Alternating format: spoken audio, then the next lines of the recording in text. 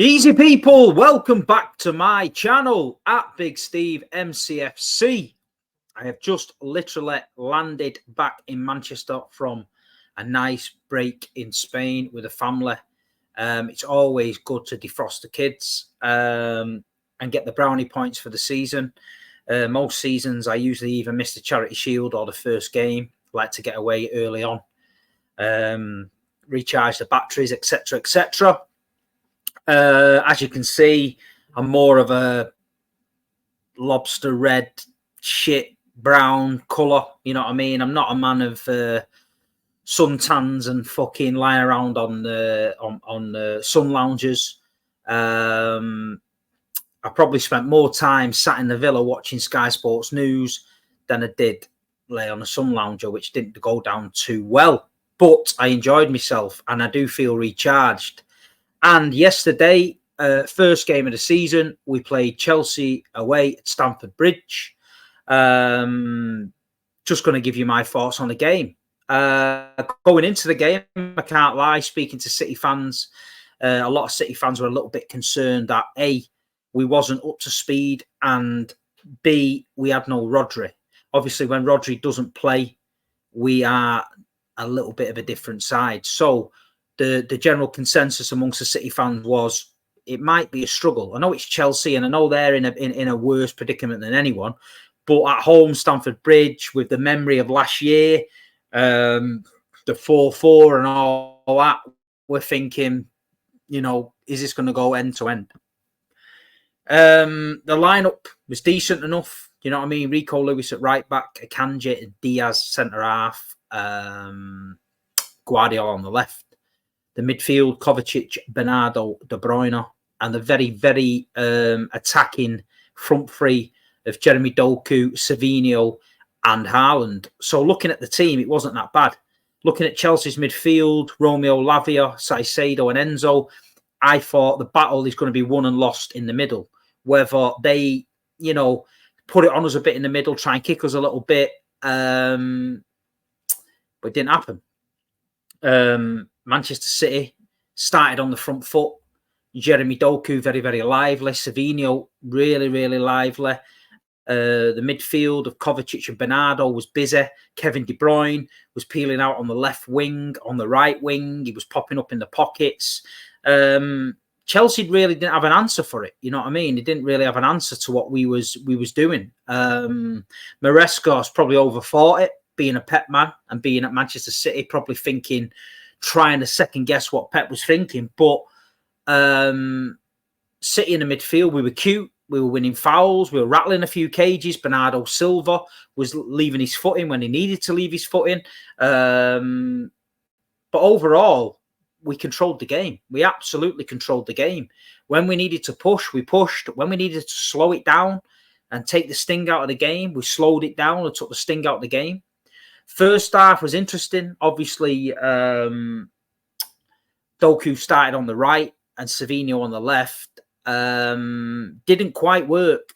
It was a bit disjointed. I feel like Jeremy going up against Cucurella was...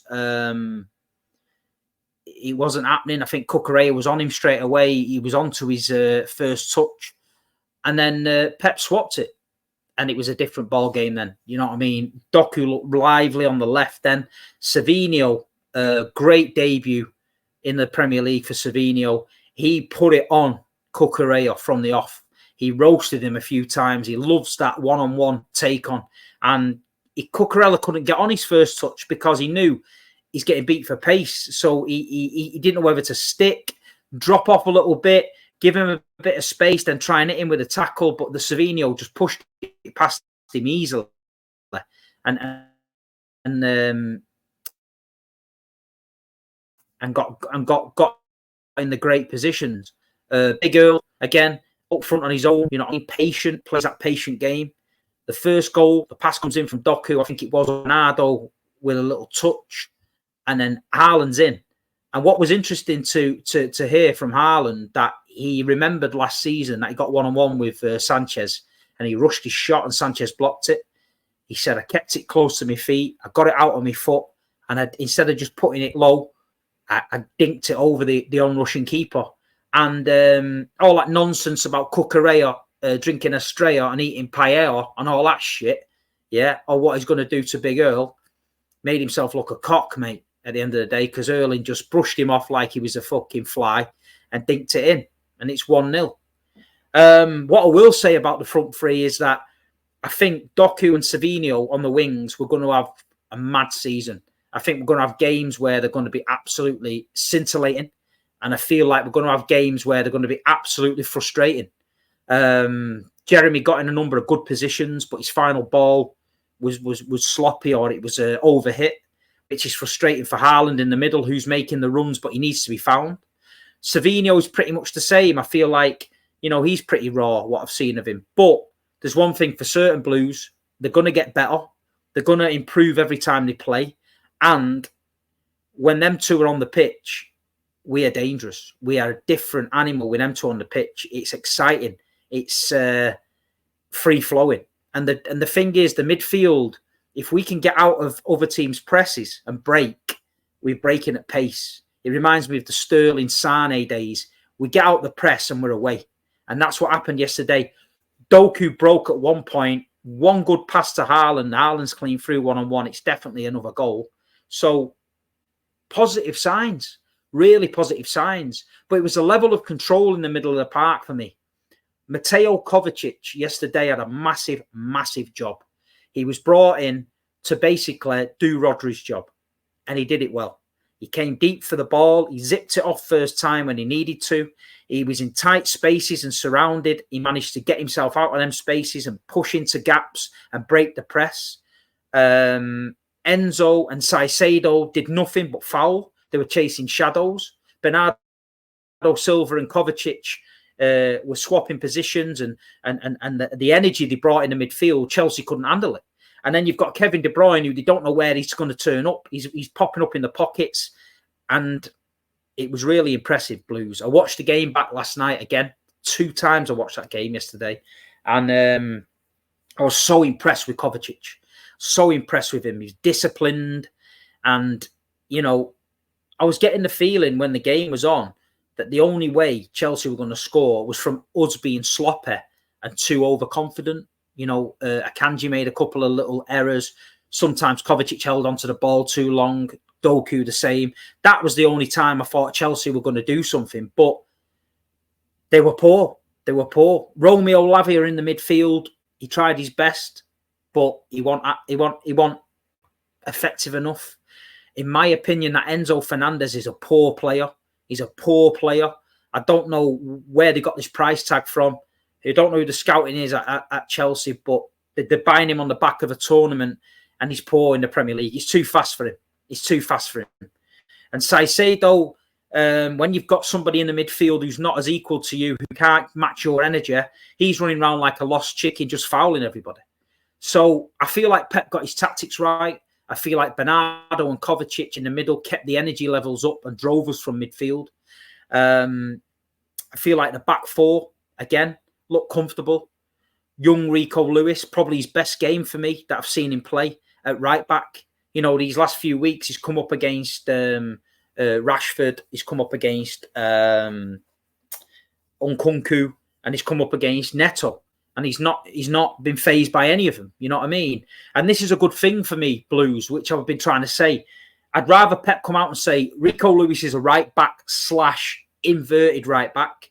We're going to keep him there this season. Him and Kyle Walker are going to fight it out for that position. But that's where Rico is playing. And I feel like if Pep puts his faith in him there, we could turn him into a great fullback, a really good fullback. I know Pep worries about his height. I get that. But the way City are playing with the ball at the feet, his little dinks inside, I was so impressed with it. And it was a great performance. It was. We've got a really tough game away at Chelsea out the way early doors. And we've got the 3 points on the board. I guarantee you when Chelsea get going and they start moving up a couple of gears, Stamford Bridge this season won't be a place where people want to go. They won't be. And we've been there. We've done it. And we've got the points, 2-0. We're walking away. The second goal, Kovacic, brilliant. Similar to pre-season when he was driving from midfield. He drove through Chelsea. The gaps opened up. They're expecting him to pass it, and he has a dig. And what a finish for him. You know what I mean? What a finish for the lad. And for me, he was man of the match. He was man of the match. It was great to see De Bruyne out there again. He looked fresh. You know what I mean? He was ticking along nice in the midfield. He's always a danger. He had a couple of really good chances on the edge of the box, and his shooting was just off point. And I feel like in another day, he could have had 2 or 3. Phil Foden came on second half. Savinho got a knock, but you could tell Phil wasn't 100% match fit. You know what I mean? He kept it ticking over on there.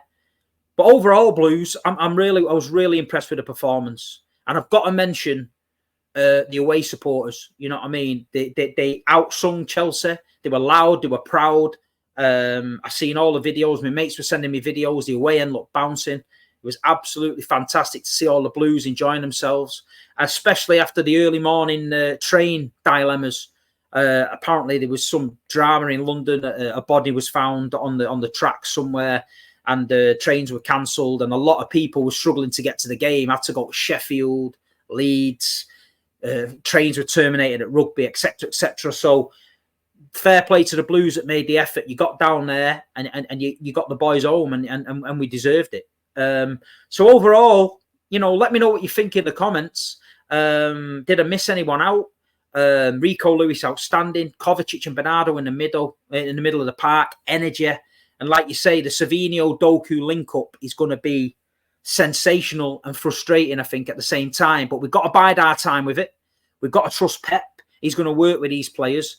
And I feel like we've added something extra to the team this year. We've added a little bit of flair on both flanks. And I feel like instead of getting to the wing and cutting back and passing it across the box and cutting back and passing it across the box and you know, City fans getting impatient, I feel like if these two, Savinho and Doku, can get to that point of crossing and get them balls in for the big fella, I feel like he'll have a field day. You know what I mean? So I was glad Haaland got a goal as well. Do you know what I mean? And Kovacic with his goal. But overall, Ederson, no problem. Kicking, okay. Had one where he spilled it, but it was a bit of an offside. But other than that, I'm not even going to... There's no bad patch of the game where I could say, you know, we struggled. I feel like when Chelsea had their, obviously, 20-minute spell where they were having a go, City just calmed it down, knocked it about well at the back, slowed the game down, killed the tempo, killed the crowd. And then we're good at that. And that's what you can do. But as far as Rodri missing, the Kovacic-Bernardo link up in the middle has given a lot of City fans a little bit of confidence to feel like, okay, relax. If Rodri doesn't play, we're not that bad. So, yeah, we see how we go. Calvin Phillips has gone out on loan to Ipswich. We wish Calvin all the best. It didn't work out for him last year at West Ham. It's not worked out for him pre-season. So, good luck, Calvin Phillips. I do believe there is going to be signings this week. We are light. We do need backup. We need reinforcements. We've let Julian go and Calvin go. A lot of the youth team have gone out on loan. But as I was coming on to do this stream, the rumours are breaking that Ilkay, who made the Scousers cry, Gundogan, our legendary treble-winning captain, is allowed to leave Barcelona. And Manchester City are having talks. I have also heard that Manchester City were down the line with another player. They were haggling over a fee with somebody. I don't know who the player is. I just got told this. And at the minute, Gundogan might not be the top priority. They're trying to get this other deal over the line. But listen, if we can get Ilkay Gundogan on a free, or even better, right? Hear me out. Swap him for Cancelo. I know we give him for a free, and I know Cancelo's worth dough, but it gets him off our books. Cancelo is a bad egg. Get rid of him to Barcelona. Get Ilkay in, yeah? And let's make the deal work. Ilkay Gundogan, Man City this season, coming off the bench, doing what he does best, arriving late in the box. It's a no-brainer for me. His experience, what he can bring to the young players, you know what I mean? Bring him home. This is a message to Khaldoon, Soran, and Tixi Bergestein. Go and get Ilkay Gundogan back. He's at Barcelona. his missus thought it was going to be fucking rainbows and sunshine and lollipops. It's turned out it's fucking paella, skint club, and a shithole. So getting back to Manchester, man, you know what I mean? At least we can pay the bills. At least we look after him. It might be a bit shit, the weather, but Gundogan never been looked after like that. You know what I mean? He's gone out there. He's tried it. The fans don't appreciate him. We appreciate him. The Man City fans love him. Get him back home, man. Get him in an apartment in fucking Harper and get him fucking on that bench for Ipswich at home at weekend. Get him out on the pitch. Ilkay Gundogan, big fucking German flag in the south stand, 117, 116. Big Ilkay is back, and make him feel special and get him back. That's what I want, man. You know what I mean? That's what I want. But anyway, people, other than that, I'm back from Spain. Thanks for supporting me on this channel. Please hit the like button. Please subscribe. If you're not following me on Instagram, follow me on Instagram. TikTok, I usually do a little preview after each game on TikTok. And tonight, 10 p.m, the Big Six show. There could be a special announcement. So make sure you tune in. A lot of Manchester City fans left the Big Six show. When I left the show, they said, I'm not going back to watch that show, Steve. I'm not going back to watch that show. And they talk about legends coming back, like Ilkay Gundogan. Well, tonight, Matthew, at 10 p.m. on the Big Six, the legend is back. So make sure you tune in and back Man City on there and come and back me. Because them bums on that Big Six have had it too easy for too long. Yeah? Them gremlins have been talking shit. That Grizz Khan with his Liverpool heritage, he's all quiet about that now. He sits in the corner, doesn't say anything. Saeed is getting giddy as usual. Do you know what I mean? Arsenal, Turkish, he found his chest. So there's bombs going off tonight. The army is at the gates and the Blues are back. So make sure you're there and back it. But that's all I've got to say. That's my Chelsea preview. I'm over the moon with it. Let's all pull together now. Get Gundo back if we can. Ipswich at home at weekend. Get there. Let's get behind the boys. The season's well and truly underway. I've got a good feeling about it. And, yeah, come on, City. Like, subscribe, share to your mates. Big Six show tonight, 6 o'clock. The King is back.